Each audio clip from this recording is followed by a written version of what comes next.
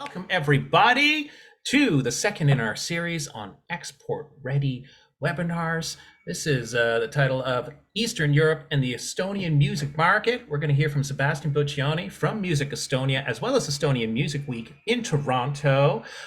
Before we do, though, I'd like to let you know, I don't know where you're listening from, but here in Ottawa, we'll be broadcast from the traditional and unceded lands of the Algonquin Anishinaabe peoples. I should also let you know, before I get into Sebastian's bio, that showcase applications for the 2023 conference have opened. I've slapped it out there on all the socials and in the e-news. You're going to hear about it again on Monday as well. The deadline to apply is the 14th of April, so you got 4 weeks to do so. Get them in while the getting's good. I've seen quite a few come in already. I want to surpass the numbers we got last year, just for my own what's the word I'm looking for? Selfish reasons. Also, check out the second episode of the Refocus podcast. It premiered last week, hosted by our very good friend Rosalind Dennett. She could not join us today due to illness, but don't you worry, I'm here to field all of your questions. We're going to set this up as a Q&A format at the end of the presentation. Toss your questions throughout the presentation into the Q&A. You'll see it there on the bottom of the screen.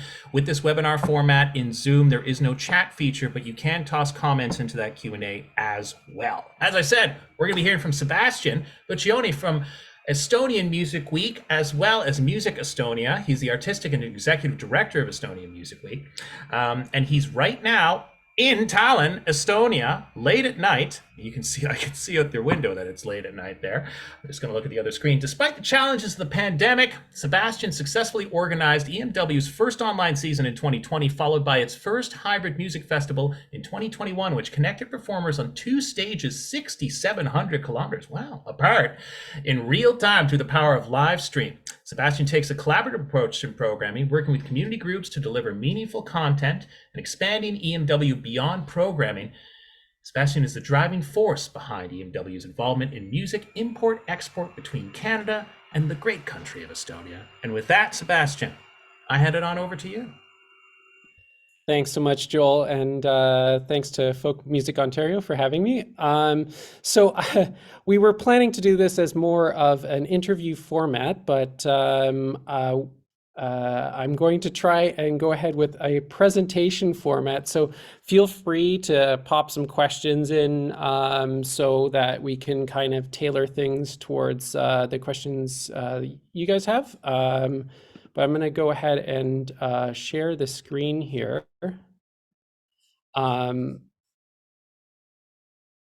Okay. So speak mostly from an Estonian perspective for the market overview, but I do have some resources that I will pass on to you for Latvia and Lithuania as well, some directories of festivals and as well as some programmers, but we'll get to that after. So I think the best place to start is to have a look at the geography and population, just so you have an idea. I'm not sure how familiar people are with Estonia or where it is. So the population of Estonia is 1.3 million, and it's roughly the size of New Brunswick.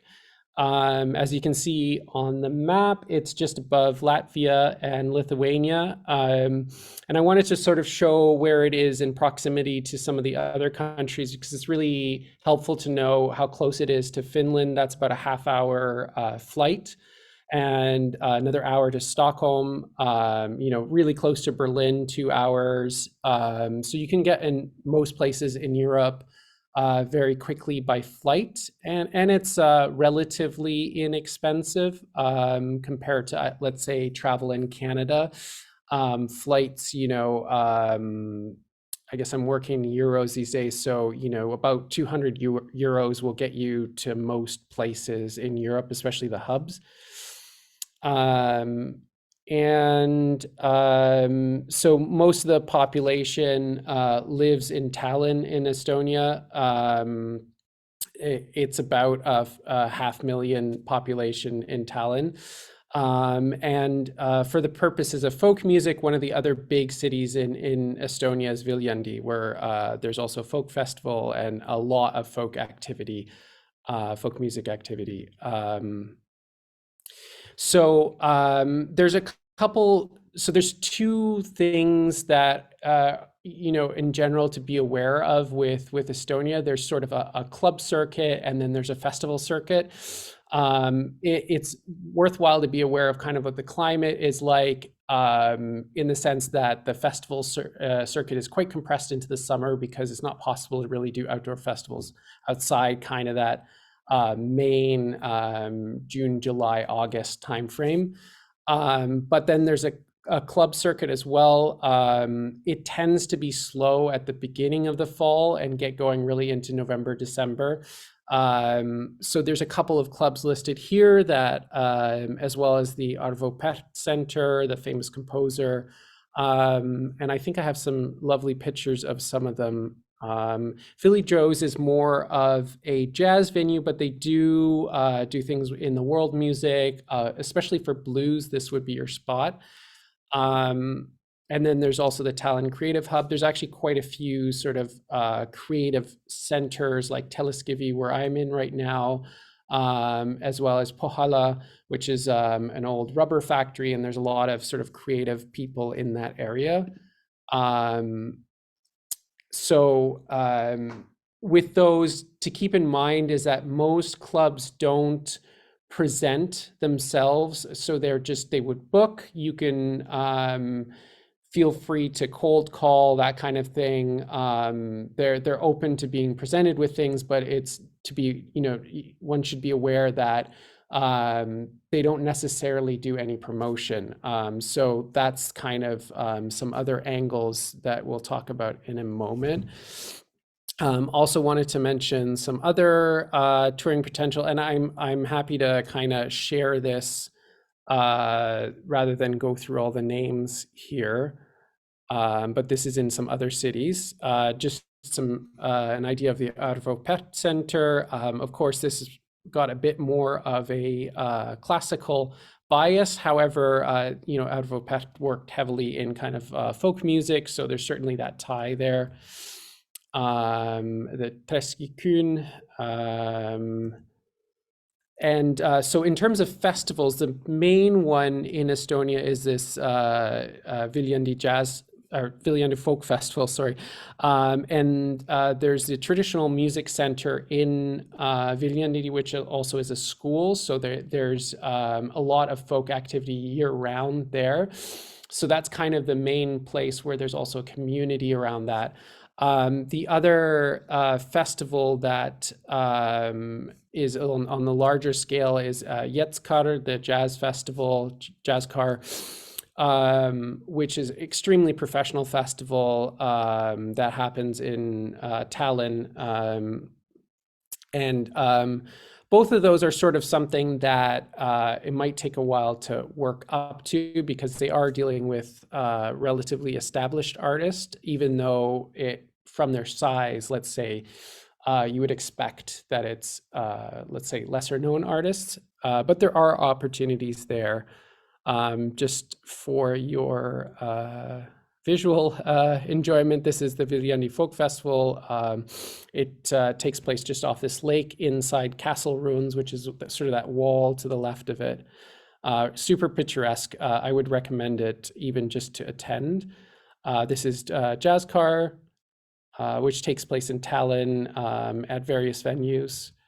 And then there's Tallinn Music Week, which I think I will get into now, kind of some of the opportunities to get to these festivals. So there's three resources that I'll share at the end, which you can use to find listings of these all the performing opportunities in Estonia, Latvia, and Lithuania.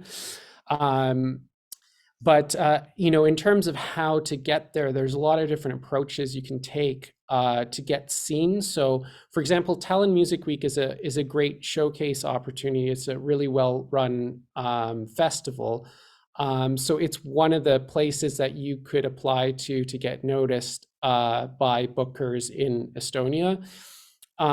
There's a few things that I sort of always like to say to keep in mind. There is a Made in Canada showcase that happens, which um, is put together by SEMA, Women in Music Canada, and ourselves, Estonian Music Week. Um, but it isn't necessarily a folk forward sort of thing. So there you're in there with other artists who are not in that genre, and we have to really choose things that will work well at Tallinn Music Week. So there are also folk specific showcases. So each showcase at Tallinn Music Week has a curator that puts together the showcase, and when you apply, you get put into a pool, and then the curator goes through that pool of music and chooses from that. And it's not really somebody who works for Tallinn Music Week, although they do work in collaboration. But the thing is, in order to stick out, it's often good to have made that connection beforehand so they know who you are. I mean, it's something that I always mention, like in terms of how you present yourself. People are looking at your various social media and everything you have online. But in order to really make that connection, it's good to try to reverse engineer who is actually booking these showcases. So in some cases, it might be Viljandi Folk Festival. So you'd want to kind of go backwards and have a look at who that is that's behind it, and then try to get in touch with them so that they know who you are before this thing even gets to the point where they're choosing the artists. And another approach would be simply to go to the Tallinn Music Week, and it's the fee is about €100, so it's not exactly expensive. But if you're serious about the market, I think that's a really good way to show people that, and also get a feel for where your music fits in. And I think backtracking a little bit there, it's really important to do your research on these venues, on these showcases, and see realistically where you really fit in, where there's some you know where there would be some symbiotic relationship there. And then also another thing that I suggest, so the resources that I'm passing on are the Music Estonia website and Music Information Center from Latvia and Lithuania. And they also have artist databases, which is another great resource if you want to get into figuring out which venues are fit, or also backing to these showcase festivals. Trying to go and making a connection directly with the artist is a really good way to kind of figure out where your music might fit into this whole thing. So some of the partners we work with, sometimes Tallinn City of Music. So like London in Ontario, Tallinn is a UNESCO city of music. So that's one connection that, from anyone in London, that might be an opportunity to talk to the London Music Office if there's some opportunities for collaboration. There's also the Tartu 24. So Tartu is a city here in Estonia, and they're becoming the European capital of culture. So there's potential to apply to that as well. And this is another one of our partners, Fairmus. Fairmus is a Estonian startup that is trying to it's a music player like Spotify, but the way it operates is a lot more like Bandcamp in terms of the relationship with the artist. But I mention this because they're really working hard to gain traction in Estonia. So it's worthwhile considering putting your music on Fairmus. And it might be another way to get to Estonian audiences. So some of the companies that we've mentioned or I've mentioned before, the Estonian Traditional Music Center is a good contact for information. If you're more leaning towards anything in the jazz, blues, soul music, Jazz Estonia is a great resource. And of course, you can always reach out to us here or myself. Three agents here that booking agents that might be able to help: Moon Management, JV Promotions, Greater Productions. Worthwhile really looking at whether their artists align with what you're doing, but you can certainly approach them for help with booking or just advice. And then Studio 89 is a great recording studio. I was actually there just last week. And if you're looking for opportunities to record something while you're here. So in terms of the radio stations, there's a lot less, let's say, specific radio to certain genres. And the Radio 2 is really the one that I would suggest the most looking into. So, and it is a really effective way to get your music out to audiences. I will follow up with the exact program that is best suited towards folk music at a later point, because I don't know that offhand. And there's a couple media outlets here. That said, I would, in terms of, approaching, say, a media outlet, there really has to be some kind of story involved. So there should be more to it, which is, sometimes a collaboration with an Estonian artist, for example, that would do it. So one of the things that I suggest is really leveraging a connection with another artist. And then if you can put together something with them so that there's a product that could, for example, like a collaboration that could be promoted as part of this tour, that would be something that would get some media attention. But just a tour, unless the artist is well known already, may not work. And there really aren't that many music specific there really aren't specific music publications. But people here get their music news from a lot of the same places, like the same music blogs that people in Canada and US do. So out of that reason, if you are able to get press, on music blogs, that's something you can certainly use to promote a show in Estonia or in the Baltics. So the most listening happens on Spotify and YouTube. So it's obviously important to have your music there.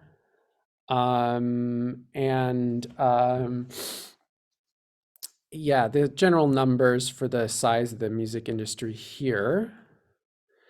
And I think that kind of gets me to the end of what I have prepared in terms of slides. I'm just going to have a quick, thanks, Derek, for the link there.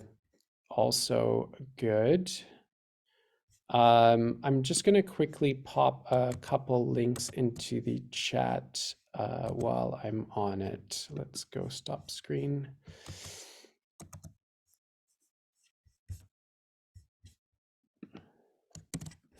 Okay, so this first, Joel, if I put something into the chat here, will it show up or? Yes, you as a panelist can just make sure you click on everyone, and then everyone will be able to see all the things that you toss in there. Host and behaving strangely.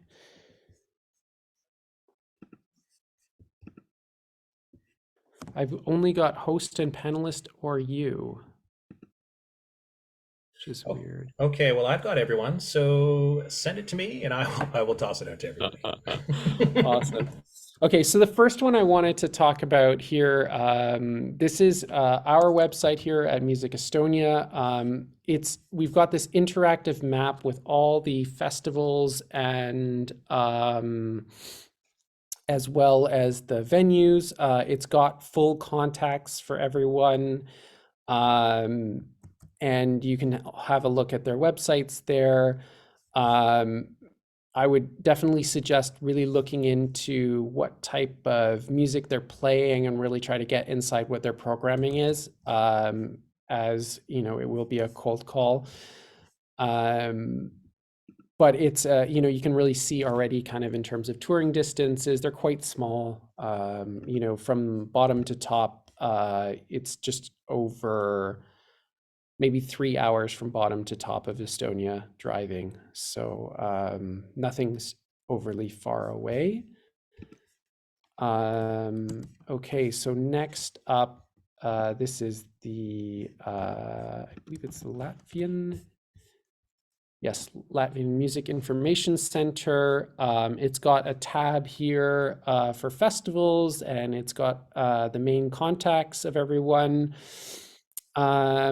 And which reminds me, a really good one. A couple things to keep in mind is that folks from these festivals, they attend things like WOMEX and Folk Music Alliance. So, you know, in order to meet people and make that first connection, it's really worth the investment to go to one of these showcase slash conferences.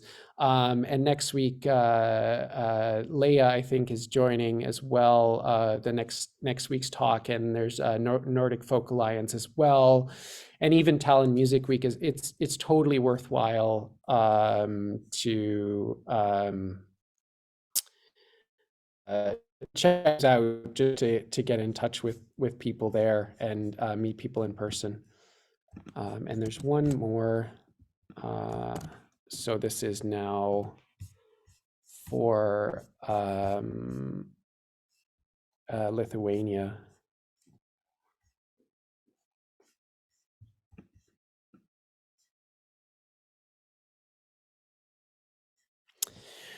Okay, I think maybe opening the floor to questions for a minute. If you got any questions for Sebastian, my friends, toss them on into the Q&A. With this webinar format, I can also allow you to speak if you just raise your hand with the thingamabob, and we can make it work that way.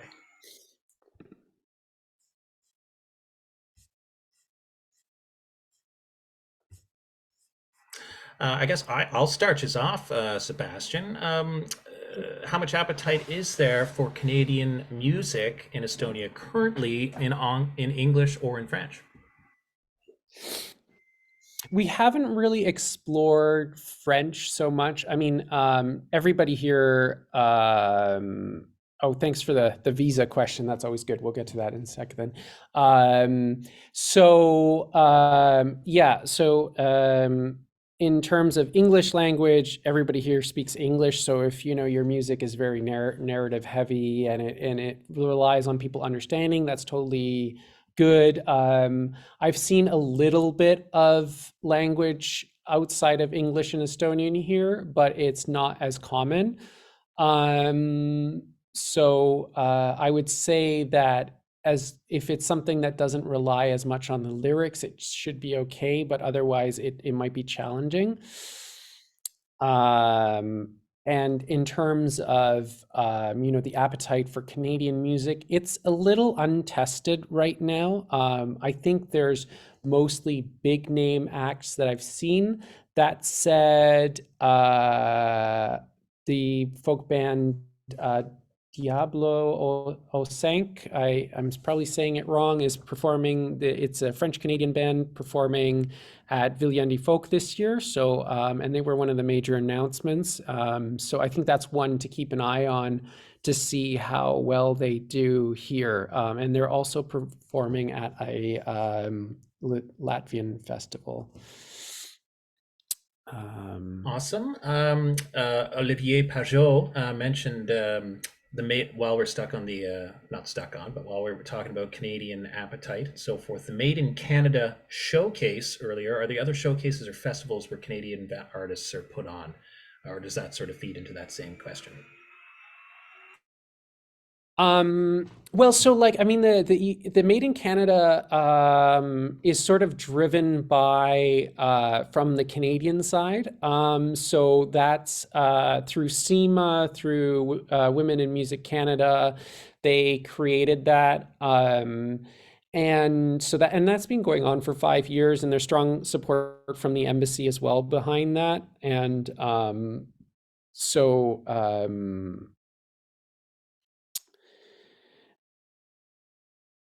I think I don't know how much follow-up there has been from that in terms of booking, but I've seen personally an artist that we put on that got a booking through it. So certainly there is some interest, but it's not a focus yet. But that's something we've been trying to push, that extra interest in Canada. I mean, the thing that you kind of have to realize always is that it's a lot cheaper for them to bring artists from the rest of Europe. So that's something that we're kind of working against at all times. And thanks, Olivier. That's also the correct name of the band there. Thank you. Yeah, that's them. And I can jump into the visa question as well. So as long as you're here less than 90 days, there's no visa requirement here. So you're good to go for that. Um, but if it's longer, I think there may be a bit more process to it. And I'm happy to, if anybody has like specific visa questions, I'm happy to direct that. An add-on to that. So, say somebody wanted to come to Estonia, but also play perhaps in Latvia, Lithuania as well. Do you know about the visa requirements for your neighboring countries? As long as you're EU, and I believe they both are, then it's the same. So as long as you're not leaving the EU, that everything falls under the same visa requirements, which is like the within the 90 days. It's under Schengen countries, I believe, actually, that visa. So I would just have to double check if they're also Schengen countries, but that's the visa agreement that Canada has with those countries. Cool. Please do toss in any more questions you might have, my friends. We've got Sebastian for another 20 minutes at least. I'm interested, Sebastian, in I've heard about um, music cruises that head around in the Baltic. Is that something that leaves from Estonia, or is that more of a northern Scandinavia thing, or more of a metal scene, perhaps?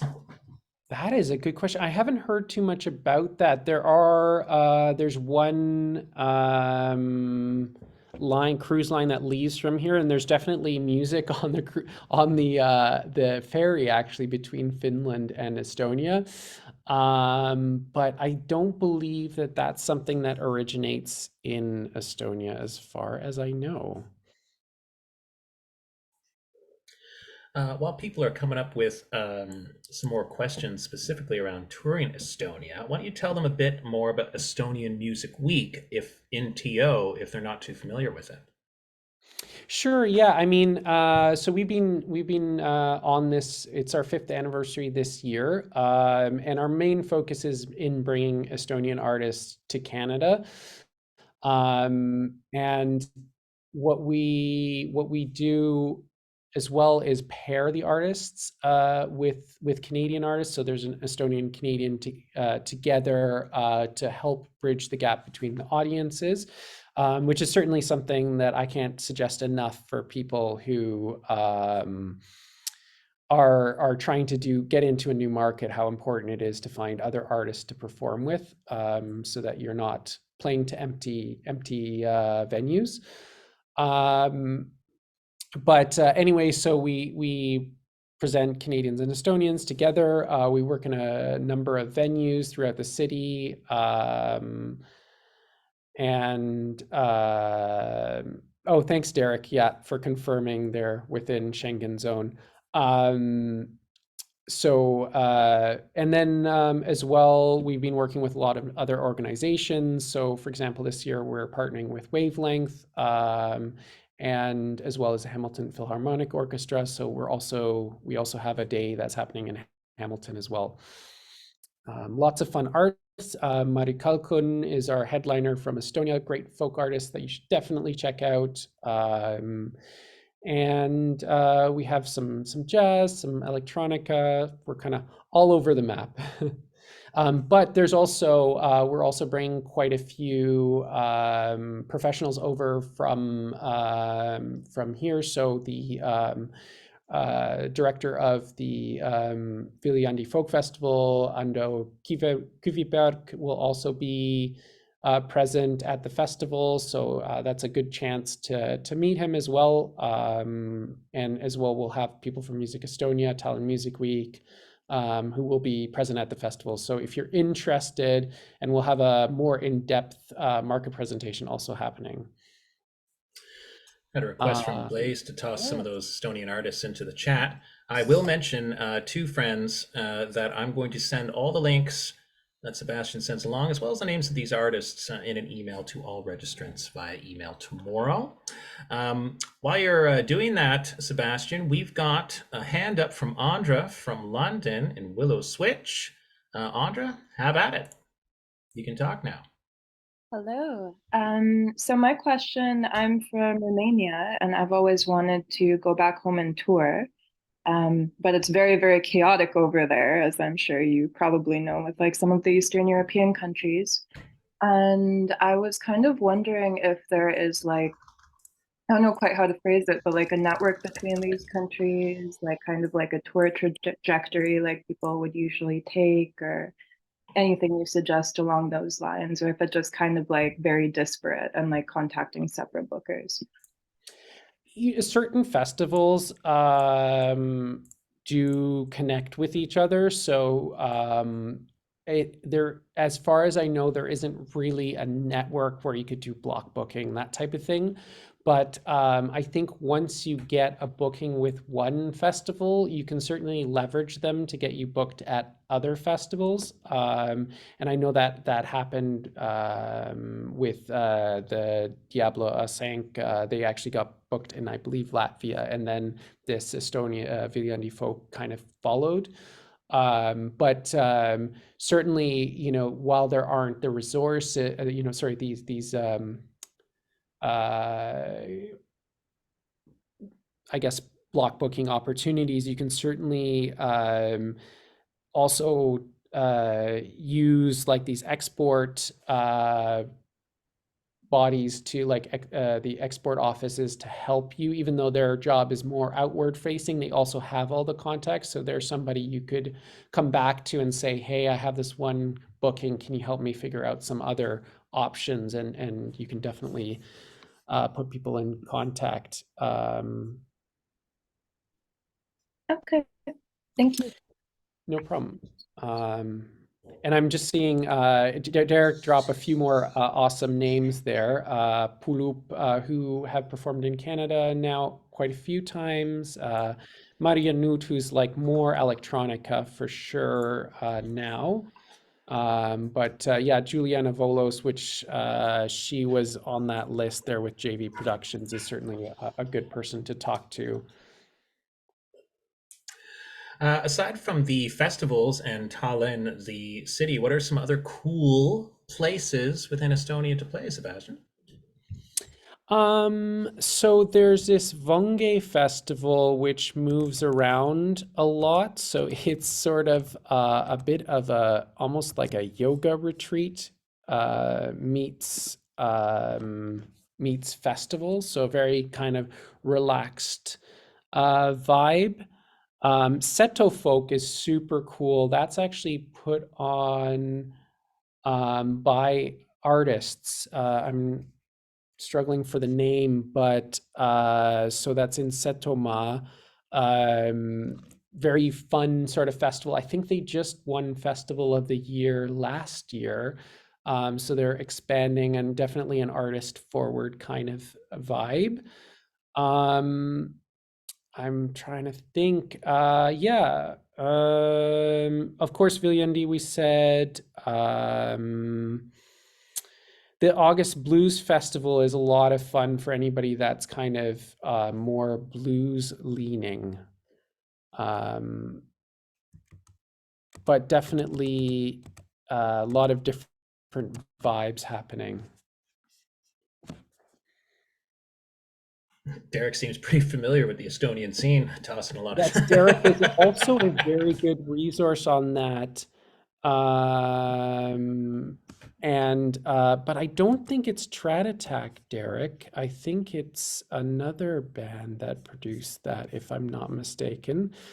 But I would have to look into that. I believe Hold on, it's Derek's got his hand up. I'm just going to it, allow you to talk here, Darren. yeah. Just hit on mute. You should be able to do so now. Yeah. No, Seb, I'm pretty sure it's the Child Attack people who produce Seto, because they're from the guitarist is from Seto region. I think it's the other band that he's in that is behind it. And I'm struggling. I'm not good with names on the spot. So, but yeah. I certainly get info from him about that event, and it kind of came out like an outdoor house concert initially when it launched, and it's grown into something significant in more recent years. Yeah, for sure. And I mean, yeah, like last year, like I was saying, they were Festival of the Year. So definitely big moves from there. If my mic is still on, I'll just say that Seto is a region and a language group, and I'm familiar with the guitarist in Trat Attack. That's his family lineage, and they write sometimes in Setu, one of the hidden regional languages that is kind of aging out, so to speak, because it's from a certain area. I think Tarmo from Viljandi Festival is also connected to Setu region.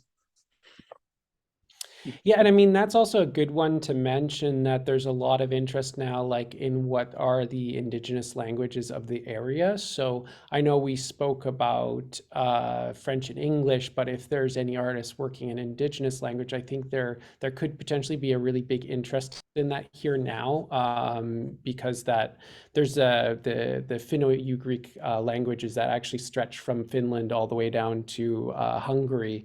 And those languages are coming back, and like artists like Mari Kalkun bringing back that language in their music. So certainly, I think there's a sort of potential for people to jump onto that, audiences that might have that, just be primed to be interested in that.